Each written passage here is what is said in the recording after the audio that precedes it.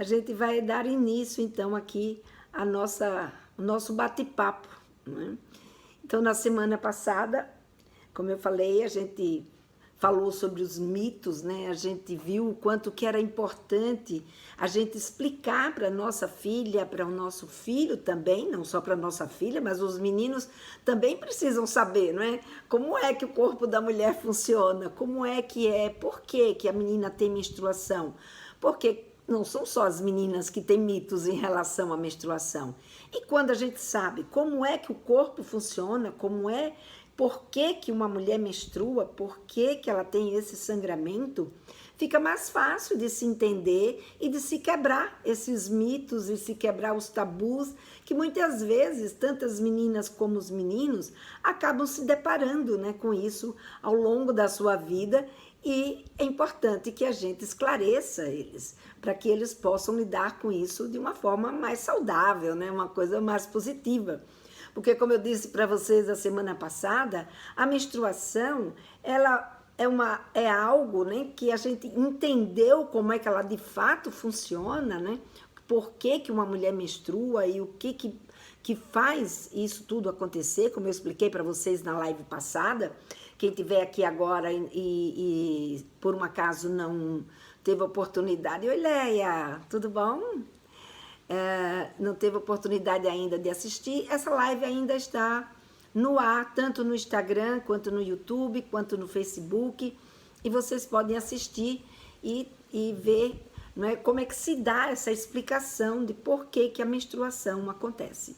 E quando a gente explica, obviamente, a gente passa a entender, né, o nosso filho, a nossa filha, eles passam a entender por que que o corpo funciona desse jeito, e aquelas brincadeiras de mau gosto que muitas vezes acabavam saindo, né, ou aquele sentimento, ou o mesmo preocupação que existia quando uma garota estava menstruada. Nossa, ela está doente, nossa, que coisa ruim, ai, que coisa horrorosa. Não. A menstruação, ela é uma questão fisiológica, pode não ser confortável, pode ser algo que de fato, né, incomoda o nosso conforto, né, tira a gente do nosso conforto, mas a menstruação faz parte, né, da fisiologia feminina, faz parte do corpo feminino. E a menina, como menino, precisa saber como isso funciona e por que que ela acontece. Então, a gente conversou sobre essa temática, né? A gente viu que muitos desses mitos, né, eles foram construídos há milhares e milhares de anos, quando as pessoas ainda nem sabiam, né? Porque se a gente passou a saber como é que a menstruação funciona no início do século XX, ou seja, é uma coisa de 100 e poucos anos só para cá, né? Então, é muito importante que a gente perceba que muito daquilo que a gente acreditou, que a gente passou para os nossos filhos, que a nossa mãe passou para a gente, estava baseado muito desses mitos ainda em crenças que as pessoas adquiriram da época que não se sabia nada sobre menstruação, né? Então, muito daquelas coisas que eu trouxe na aula passada, a gente pode ver que essa história de lavar cabelo, cortar cabelo com mulher menstruada, ou cortar cabelo menstruada, ou se alimentar, como, por exemplo, comer carne de porco ia cortar a menstruação, ou o sangue ia subir para a cabeça, ou limão vai cortar a menstruação, abacaxi. A gente viu que tudo isso era fruto de explicações que as pessoas tentavam encontrar para responder algo que, na verdade, não se sabia ao certo por que que essas coisas aconteciam. Então, o que a gente vê hoje é que esses mitos, né, na verdade, não são verdadeiros, não existe nenhuma relação com a menstruação de fato, talvez até para poder pedir para as mulheres terem mais cuidado com elas mesmas, né, porque sangramento sempre foi algo que gera uma certa tensão, gera um certo pavor até mesmo, né? Tem até uma pergunta aqui que uma mãe me mandou aqui no direct, que já eu vou trazer. Talvez por isso as pessoas, né, por não terem uma explicação mais lógica para esse sangramento, acabavam criando falas, para que com essas falas a gente se conscientizasse que precisava se cuidar mais, ou que precisava tomar mais cuidado, ou que esse era um momento especial, enfim. Não tem muita lógica, né? Os mitos não têm lógica, os mitos eles simplesmente são criados a partir de histórias que pessoas de credibilidade contam e que os outros acreditam e levam isso adiante, né? E aí a gente pode ver que essas questões eram questões que a gente poderia e deveria conversar com as nossas filhas e também com os nossos filhos. E mais, né, a gente pode ver no nosso encontro passado que esses mitos podem abrir para a gente conversar sobre muitas outras coisas com as nossas meninas, né? Quantas mães eu vejo aqui me perguntar, Lena, minha filha tem 10 anos, tem 11 anos, tem 13 anos, o que eu converso com ela sobre sexualidade? E a gente pode ver nessa live quantos assuntos, né, a gente pode trazer no nosso dia a dia, na conversa com os nossos filhos, a partir desses mitos. E até fiz um exercício, né, pedi para vocês fazerem um exercício, que foi de vocês de vocês experimentarem trazer alguns desses mitos e ver se vocês descobriam que novos assuntos essa conversa trouxe no seu dia a dia com a sua filha ou com seu filho. Alguém fez? Alguém que está aqui presente, vocês que estão aqui presentes na nossa live de hoje, alguém chegou a fazer esse exercício em casa com a sua filha? Se fez, coloca sim aí nos comentários e me conta, coloca sim e me conta se sim, que assunto que a conversa acabou trazendo para você e a sua filha, né? Ou com seu filho, não precisa ser só com a filha, pode ser com o filho também, né? Os meninos também precisam saber disso. Então, quem fez esse exercício, coloca aí para mim e eu vou comentando aqui ao longo da nossa conversa. Até agora ninguém colocou, pelo visto ninguém fez o exercício, será que é isso mesmo? Será que ninguém tentou conversar sobre os mitos?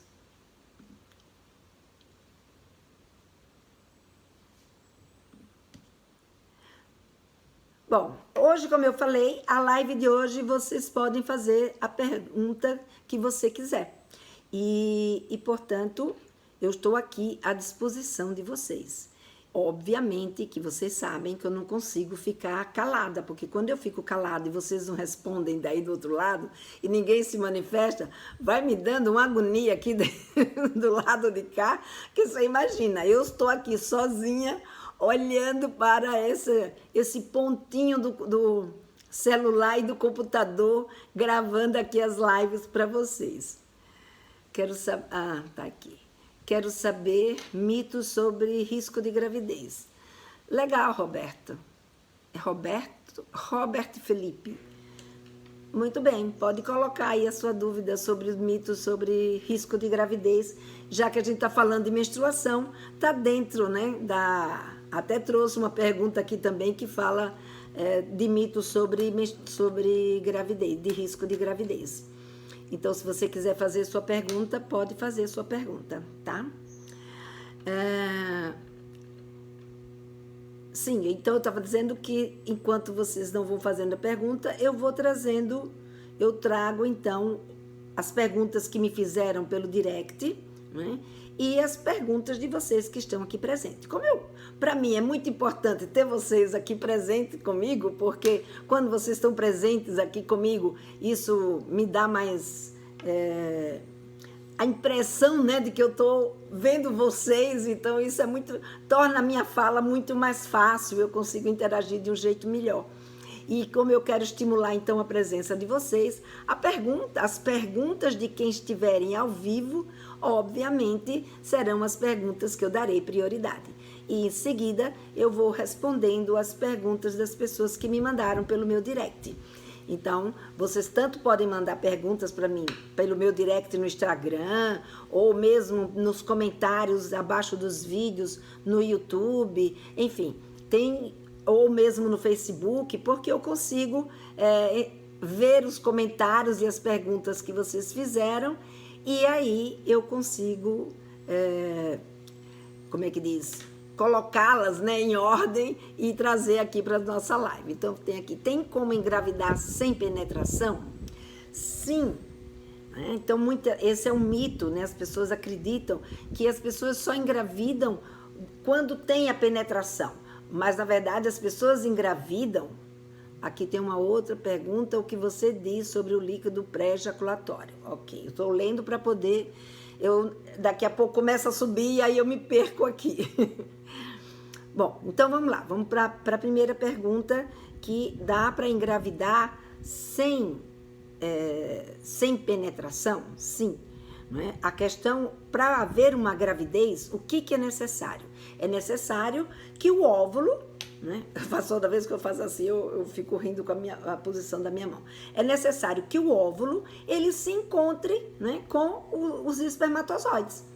Só que, para haver esse encontro do óvulo com os espermatozoides, é preciso que o homem ejacule, essa ejaculação, ela consiga penetrar na vagina e seguir o seu curso até passar pelo útero, lembra da imagem da semana passada? Passar pelo útero, pegar ali as tubas uterinas e encontrar o óvulo.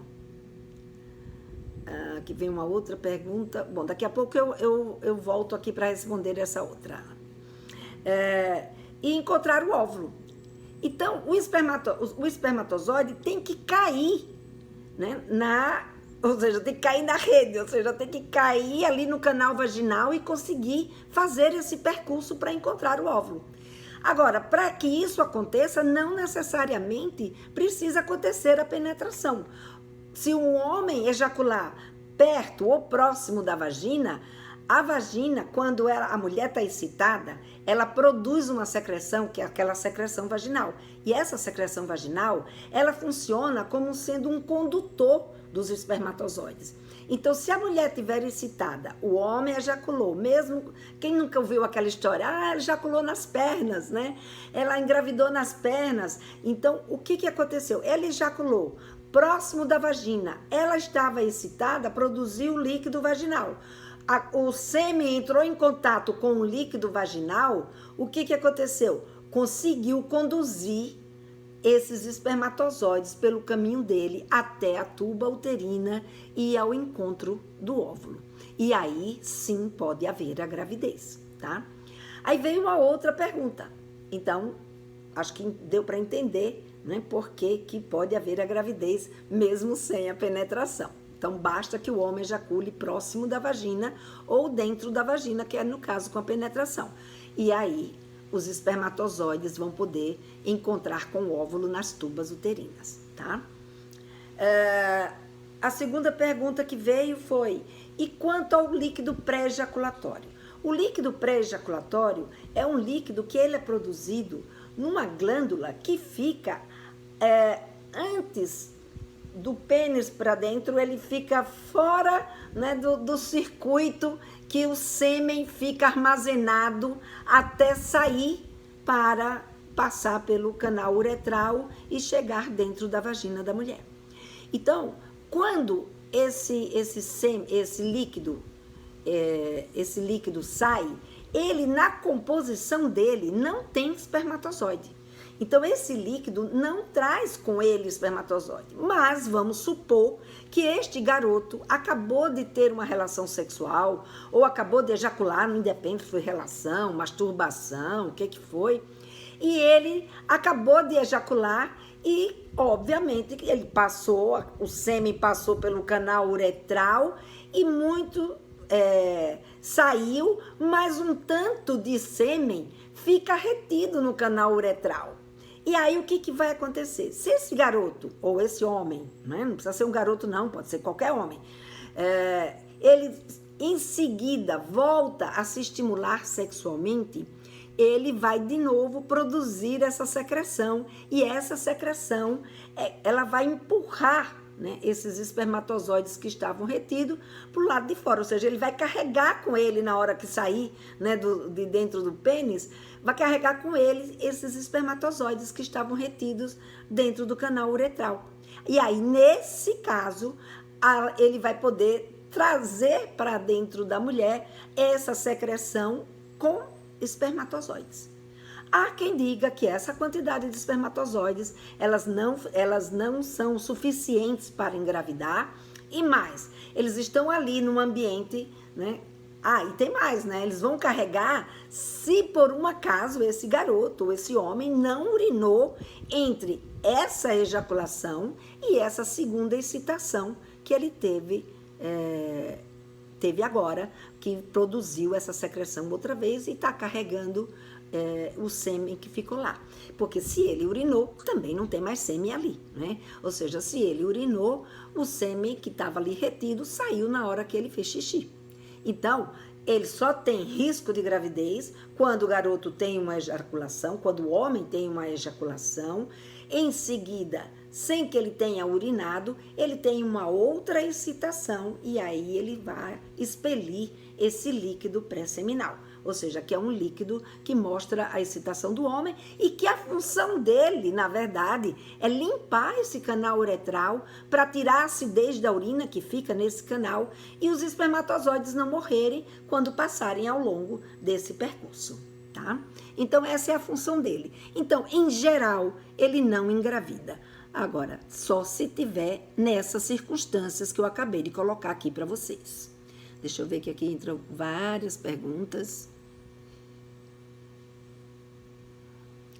Perguntei para minha filha que ela achava... perguntei para minha filha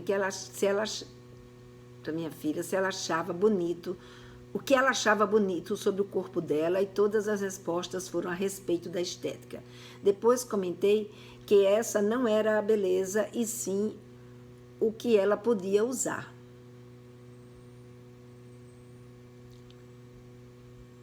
Usar para brincar, abraçar, correr, fazer carinho. Foi muito interessante e me fez refletir sobre o que nos coloca na cabeça a respeito do nosso corpo.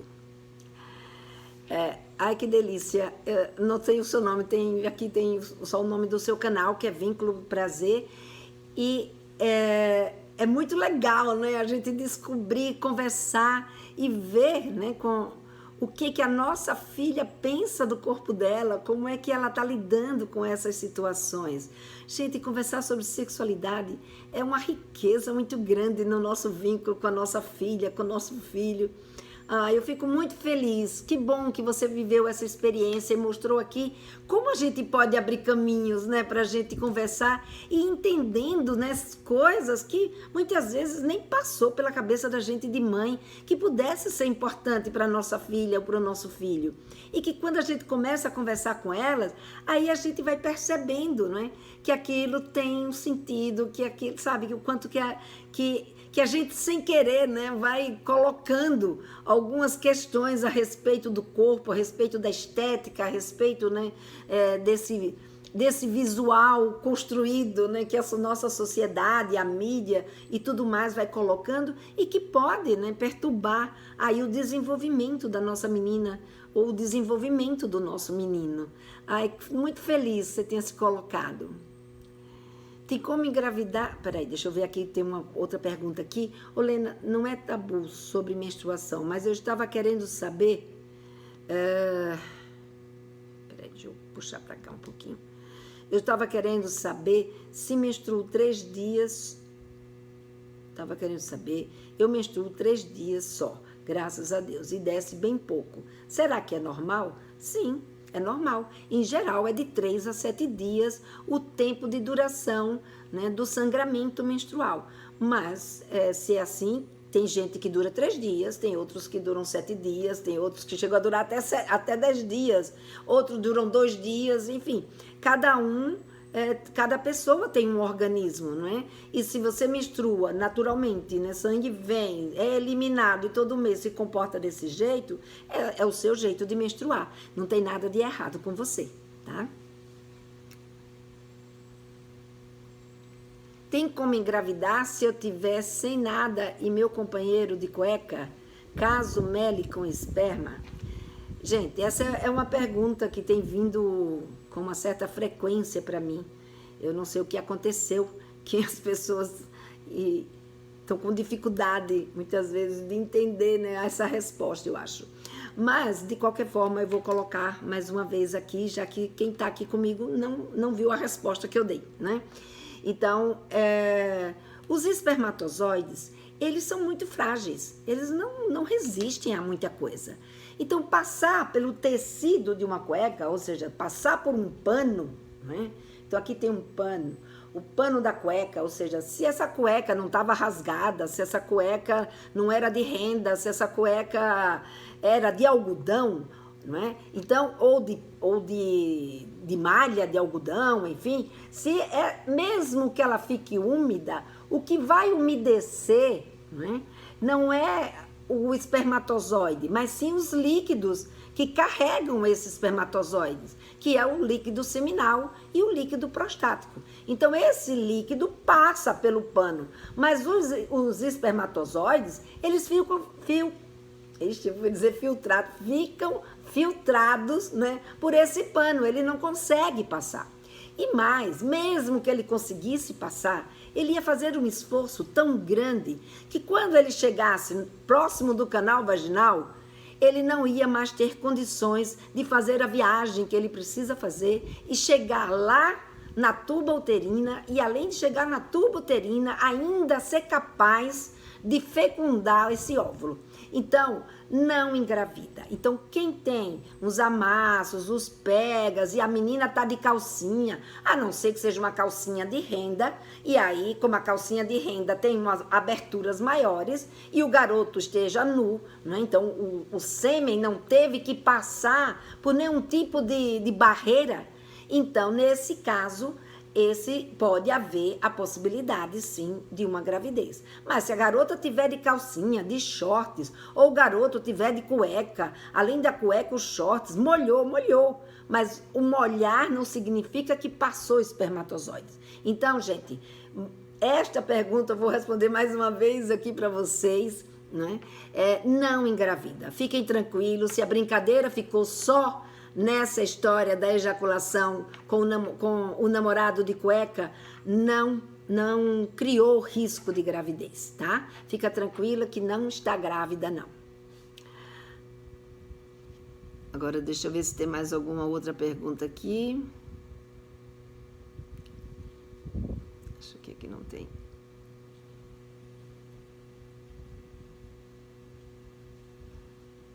Pronto, aqui no Instagram foi tudo. Então, eu vou colocar agora, enquanto vocês não fazem outra pergunta. Oi, T. Ribeiro, saudades. Enquanto vocês não colocam uma outra pergunta, eu vou colocar aqui para vocês uma pergunta que me mandaram no direct. Foi de uma mãe, né? Uma mãe que ela me mandou dizendo que ela era uma mãe que ela tinha bastante... O sangramento dela vem muito intenso, né? Ela chega a ter hemorragia. E aí ela diz que tem hemorragia, suja o banheiro, enfim, dá a transparecer para os filhos que alguma coisa estava acontecendo com ela, e ela então achou necessário conversar com os filhos. Ela tem 3 filhos, um menino de 9, 2 meninas, uma de 6, outra de 7. E ela disse que quando ela contou, as meninas ficaram tão horrorizadas que disseram que não queria menstruar, né? E ela perguntou, fiz errado em contar? Não fez errado em contar. Claro, sempre que a gente tem alguma coisa que os nossos filhos, embora ainda não consigam entender exatamente o que é aquilo, mas tem uma ideia, ou a gente pode tranquilizá-los, mostrando que aquilo que está nos acontecendo, embora seja sangue, não é nada demais, é uma coisa que é natural, que todo mês vai acontecer, e que a mamãe lida muito bem com isso, que não tem problema. Agora, a forma, muitas vezes, como a gente conta para o nosso filho, para a nossa filha, é que vai criar esse medo, é que vai criar esse pavor. Claro que sangue já apavora, sangue já deixa a gente desconcertado, né? Sangue já deixa a gente desconfortável.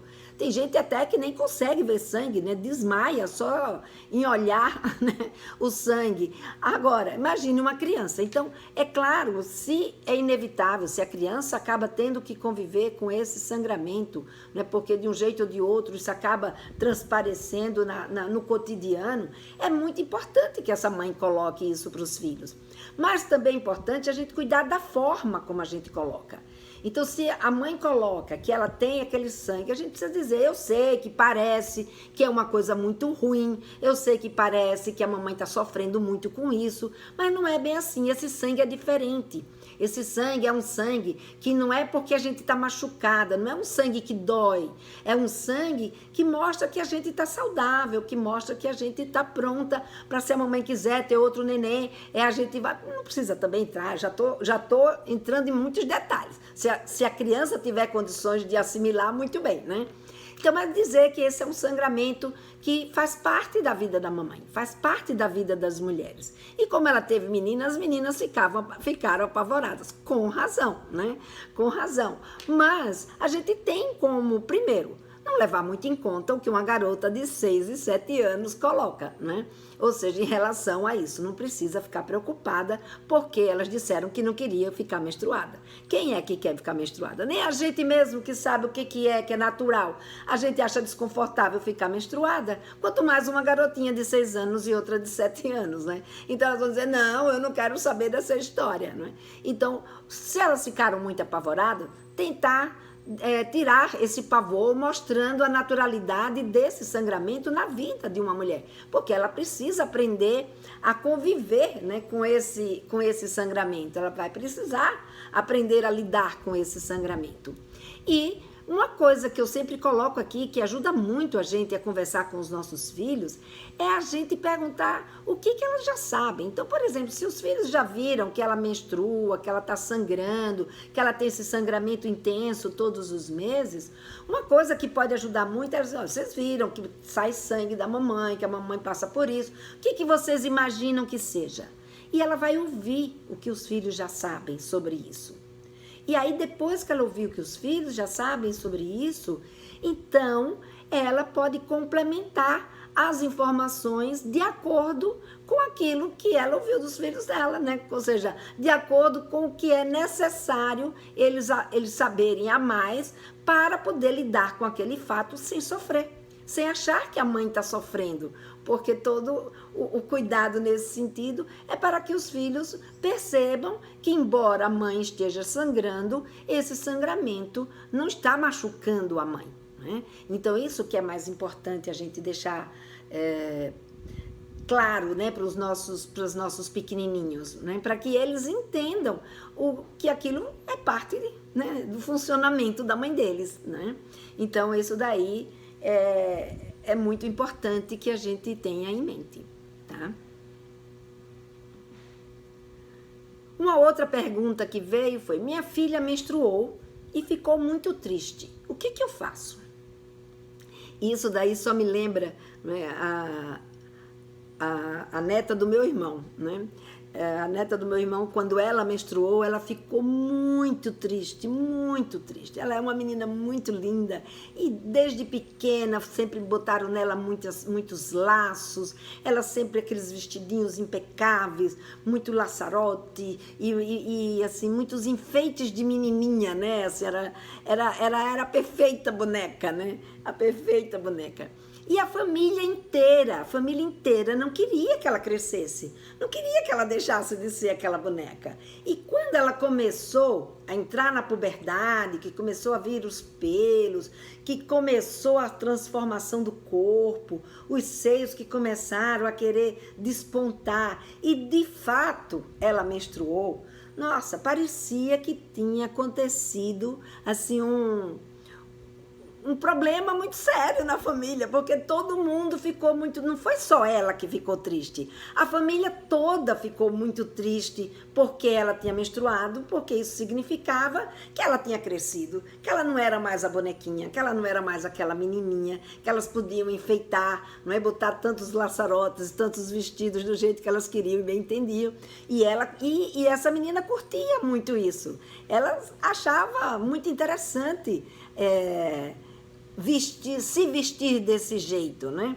Ser desse jeito. E ela também, obviamente, vendo a carinha, né, de tristeza da avó, a carinha de tristeza da mãe, do pai, do avô, ou seja, das pessoas todas no seu entorno, ela começou a achar que aquilo era uma coisa muito ruim também para ela. E ela também ficou muito triste porque ela tinha menstruado, não é? E eu lembro que eu conversando com elas, eu dizia, mas ó, nem liga, daqui a, não dou 6 meses para ela não querer mais botar laço nenhum na cabeça, começar a se vestir como mocinha, começar a curtir ser mocinha. Porque ser criança é uma coisa muito boa, sem dúvida nenhuma, mas também ser adolescente também tem seus ganhos, né? Ser adolescente tem suas situações bastante empolgantes, diga-se de passagem, né? E obviamente que ela vai começar a curtir ser mocinha, ela vai começar a curtir paquerar, ser paquerada, ela vai começar a curtir, desejar, beijar na boca, enfim, a viver a sua sexualidade, né? A viver a sua adolescência agora de um outro jeito, né? Agora com outros propósitos e outros desejos e outras vontades. Então, no início, dependendo da circunstância que essa menina está, é possível que ela fique triste, principalmente dependendo do recado que ela está recebendo da família, né? Mesmo que a família chegue e diga, não, isso está tudo natural, não se preocupa, é assim mesmo. Mas se a gente fala isso, mas ao mesmo tempo faz, ai, que dó, que pena, sabe? Aí a gente está passando uma mensagem dúbia e a adolescente vai percebendo essa mensagem que a gente passa. Não é só o que a gente diz que eles escutam, é também o que a gente demonstra, né? Então, essa forma como a gente lida, né, que a gente encara o crescimento dos nossos filhos, vai se manifestar também na vida deles, com a aceitação deles, né? Deles acharem que tá tudo bem, que ótimo, que eu tô crescendo, que eu sou adolescente, mas no início eles ainda vão muito pela percepção, né, do que os pais e os familiares e as pessoas mais próximas deles estão passando para eles. E, portanto, nesse momento, se a família tá tensa, né, eles também vão sentir essa tensão. Então, o que eu tenho a dizer para você, mãe, é que preste atenção como é que você está olhando esse crescimento da sua filha. Como é que foi para você saber que a sua menina menstruou? Como é que você lidou com isso? O que você disse para ela?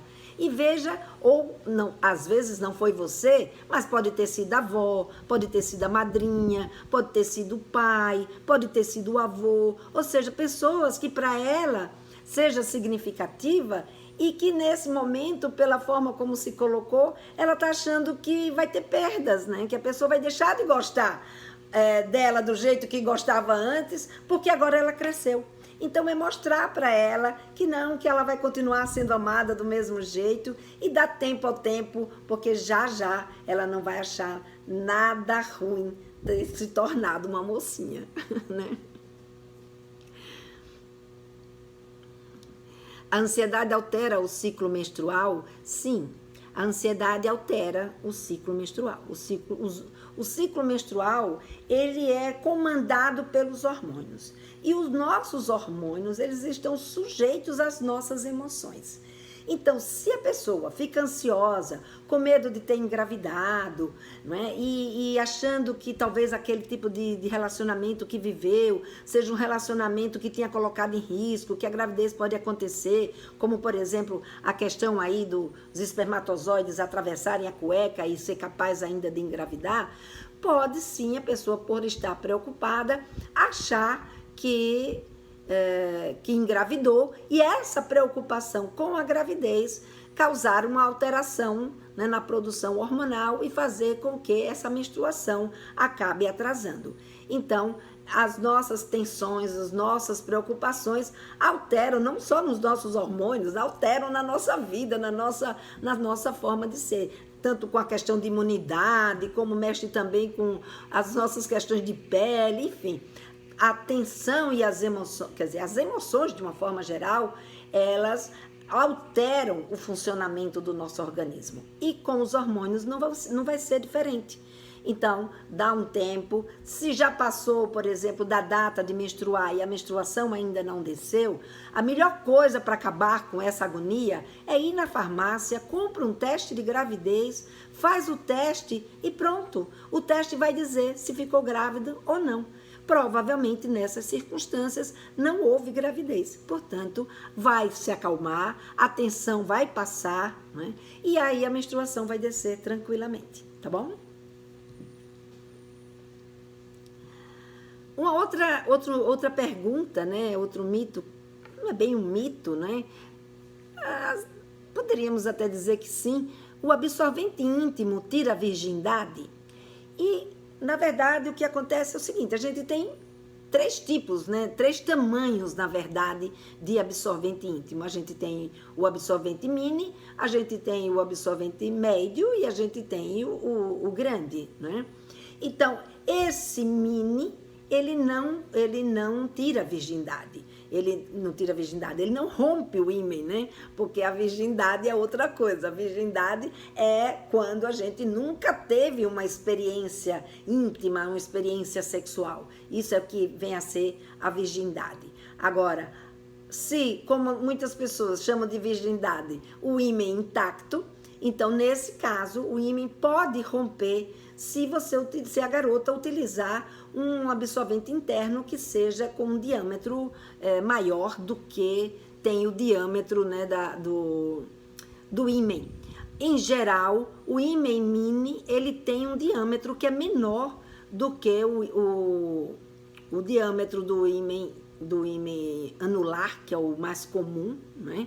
E ele acaba não rompendo, mesmo que ele encharque, né, com sangue, ele fique mais inchadinho, mesmo assim, ele não rompe a pele do ímen, tá?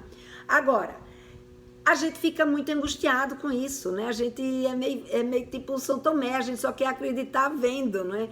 E nada melhor, já que a gente não pode ver, do que a gente ter essa certeza vindo de uma avaliação médica, ou seja, que vai lá, vai ver qual é o tipo de ímen que a sua filha tem, como é que ela está e dizer se de fato ela pode ou não usar esse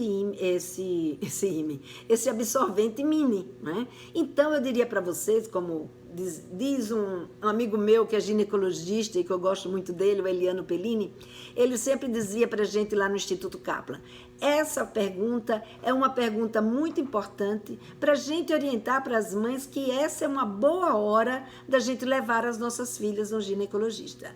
A gente sabe, né, que toda mulher precisa ir ao ginecologista, só que muitas vezes a gente não quer ver as nossas meninas como mulheres, a gente quer vê-las como criança. Mas a gente precisa olhá-las também como mulheres.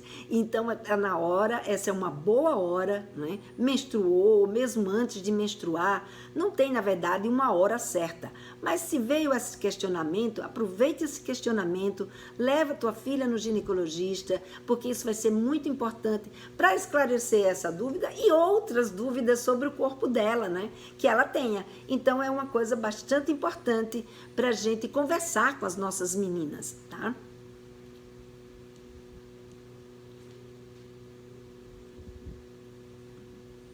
Não chegou mais perguntas por aqui pelo Instagram, nem também aqui pelo YouTube. Eu vou dando continuidade, então, se vocês quiserem fazer alguma outra pergunta, hein, gente? Podem perguntando, tá? Hoje eu estou aqui para vocês, para responder a vocês, né, sobre as perguntas, as dúvidas que vocês tenham a respeito de sexualidade na adolescência.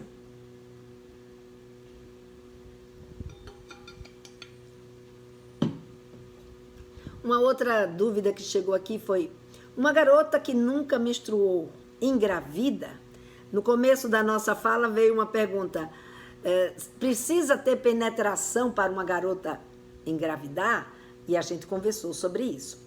Agora vem, uma garota que nunca menstruou, ela pode engravidar? Isso é uma coisa que a gente precisa ter em mente. Às vezes eu vejo mães dizer assim, minha menina ainda não menstruou, nem me preocupo com essas histórias de gravidez. Mas a gente tem que estar sempre preocupada. Não é preocupada no sentido da gente, sabe, ficar angustiada. Mas a gente tem que estar ligada de que se a nossa menina já entrou na puberdade, ela tem mais ou menos ali um prazo, começou a nascer os pelos e o peito começou os seios dela já começou a se desenvolver, ela leva em média 1 ano e meio a 2 anos até vir a menstruação. E quando vem a menstruação, isso significa o quê? Significa que aquela menina passou a ovular. Agora, quando é que a menina ovula? Ela ovula 14 dias antes da menstruação descer. Então, a única coisa que a gente sabe ao certo a respeito do ciclo menstrual é que, com respeito à ovulação, na verdade, né, não ao ciclo, mas à ovulação, é que quando a gente ovula, 14 dias depois a gente menstrua. Então, vamos imaginar que esta menina tenha começado o seu processo ovulatório, ou seja, os folículos começaram a produzir o FSH, né, que é aquele hormônio que vai fazer o folículo crescer para poder o óvulo se desenvolver lá dentro, e aí ele começa a produzir os estrógenos, até que um daqueles folículos libera um óvulo. E aí quando ele liberou o óvulo, a menina não sabe de nada, porque a gente não sabe quando é que esse dia acontece. O que a gente sabe é que depois que ele acontece, 14 dias depois a gente vai menstruar. Então, o que vai acontecer? Se ela nunca menstruou antes, ela não tem nem ideia que isso pode estar acontecendo. E aí, pode ser que caia daquele dia, ou seja, da garota, ela, naquele mês, ela ovulou e vai acontecer a primeira menstruação dela. Mas, se ela tiver um relacionamento sexual ou uma intimidade sexual, aonde os espermatozoides tiveram a oportunidade de encontrar com o óvulo nas tubas, o que vai acontecer? Ela pode ficar grávida mesmo nunca tendo menstruado. Era o que acontecia de montão, né? Há milhares e milhares de séculos atrás, né? Milhares de anos atrás, quando as mulheres nem sabiam que menstruação existia. Por quê? Porque elas nem chegavam a menstruar e já estavam grávidas. E por que elas nem chegavam a menstruar e já estavam grávidas? Porque quando elas iam menstruar, elas já estavam casadas, elas já estavam tendo relacionamento sexual e aí elas ficavam grávidas e nem chegavam a descobrir que existia menstruação. E isso pode acontecer hoje? Pode, porque a gente vê cada dia mais cedo as meninas tendo relacionamento sexual. E se a gente não prepara as nossas meninas desde cedo para que elas saibam como é que funciona o organismo dela, como é que elas têm que se prevenir, ela pode correr o risco de viver uma experiência nesse momento que ela ainda nem sequer chegou a menstruar. Eu diria que hoje, assim, de livre e espontânea vontade num processo natural é muito mais difícil, mas a gente vê casos acontecerem, né? Dela viver uma situação íntima com um garoto e ficar grávida.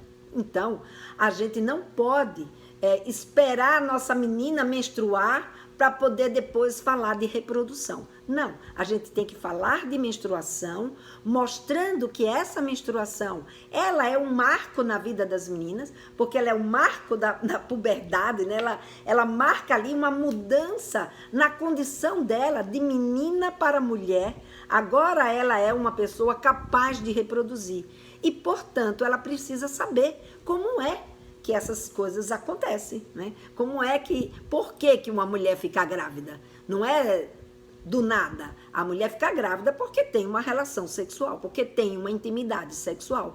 E a menina precisa saber de relação sexual. Então, muitas vezes as mães me perguntam, quando que eu tenho que falar de sexo com a minha menina? Quando ela estiver para menstruar. Quando ela entrou na puberdade, que você vê que o corpo dela está começando a se desenvolver, essa garota agora, ela está mudando a sua condição de menina para moça, né, para mulher, e essa condição de um corpo de menina para um corpo de mulher torna esta garota agora uma garota atraente, torna essa garota agora interessada no sexo, interessada nas questões ligadas à vida sexual, às sensações, né, às emoções, e, portanto, a gente precisa contar, conversar, saber o que é que ela já sabe e gradativamente ir colocando as informações que ela precisa saber para poder lidar bem com a sua vida sexual e não incorrer, né, numa situação de risco como essa. Então, gente, a gente está ligada nessa história do desenvolvimento. O desenvolvimento na puberdade não é um momento só que o menino altera o corpo e pronto, a menina altera o corpo e pronto, não tem nada acontecendo ali, não. Esse é um momento extremamente importante na vida deles, porque é um momento de passagem. É um momento, sabe, que eles vão aprender a ser agora, aprender a ser adulto.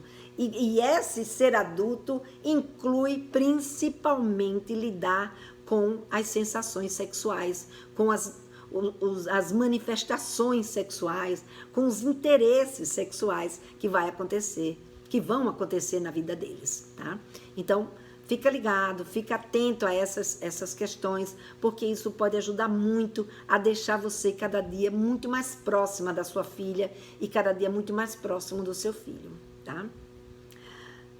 Bom, se não temos mais nenhuma pergunta, deixa eu só rolar aqui, não tô vendo nem no Instagram e nem no YouTube. Então, esse é o que eu queria trazer para vocês hoje na minha live, né, do Pergunte para Lena. E se vocês não têm nenhuma pergunta, a gente vai se encaminhar para a nossa live da próxima semana. Aliás, é carnaval, né? Gente, é carnaval e olha, não temos festa de carnaval por causa da pandemia, não é? Mas a gente sabe que, como tem o feriadão, como o feriadão vai permanecer, a gente precisa estar atento aí às nossas conversas. É um bom momento para a gente conversar com a nossa menina e com o nosso menino sobre sexualidade, porque o carnaval costuma ser, só o fato, né, do nome carnaval já ser uma coisa erótica, né? O carnaval ele parece que já traz junto com ele uma eroticidade, né? Uma sedução, que é muito interessante, é muito importante a gente sentar, conversar, saber como eles estão vendo tudo isso, para a gente poder também ficar mais tranquila, né? Como falar de opções sexuais para os adolescentes? Glenda, eu fiz uma live falando sobre... Primeiro, não é opção, viu, Glenda? A gente chama de orientações sexuais, né? Essas orientações sexuais... eu fiz uma live onde eu falei sobre todas elas e eu vou ver se depois... É porque eu fiz recentemente, então, para falar agora sobre isso vai ser um pouquinho demorado, a gente está aqui finalizando. Mas uma coisa eu lhe digo, pergunta primeiro para o teu adolescente o que é que ele sabe das orientações sexuais, né? Como é que está sendo no grupo dele, como é que ele vê no grupo dele, como é que o grupo dele está enxergando, né?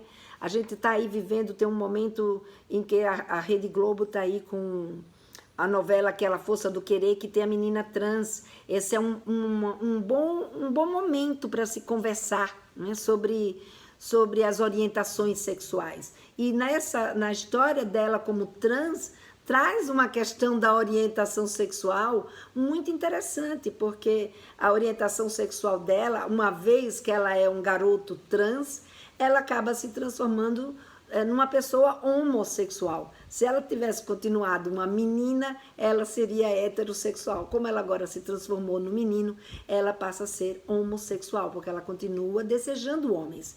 Então, é um assunto bem interessante. Eu acho que eu vou trazer de volta aqui, né, um outro dia para a gente conversar mais a miúde sobre como é que a gente constrói isso, como é que essa questão se dá, né? Principalmente na questão da transexualidade com a orientação sexual, que a gente acaba fazendo como é que diz? Muita confusão. Mas para conversar com eles, é importante que você converse primeiro perguntando o que é que eles já sabem, não é? O que eles acham disso, como é que o grupo dele pensa, não conversa botando uma pergunta direta neles. Os adolescentes, para conversar com os adolescentes, é importante que a gente traga, como é que eu diria? Eu sempre falo comendo pelas beiradas, né? Trazer na terceira pessoa.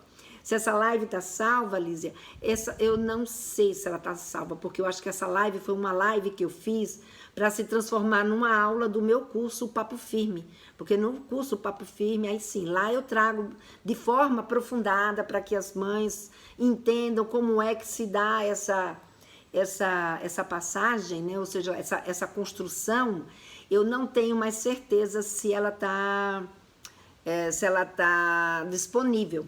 Eu sei que está no Papo Firme, isso eu tenho certeza, porque quando eu fiz essa live, eu fiz com essa intenção de transformá-la numa aula do Papo Firme.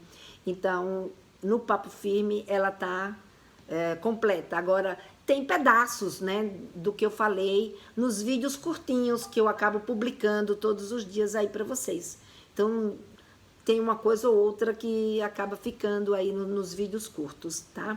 Mas, de qualquer forma, o caminho é esse, é perguntar o que eles sabem a respeito e complementar de acordo com aquilo que você queira falar com ele ou com ela, não é? Complementa aquilo que eles já sabem ou que eles precisam saber, ou que você quer que eles saibam, né? Ou que você quer conversar a respeito. Então, começa sempre na terceira pessoa, conta como foi isso para você, e com essa forma a gente acaba chegando mais próximo dos nossos filhos, tá bom? Bom, gente, estamos aqui finalizando o nosso contato de hoje, e obrigada aí pela participação de todas.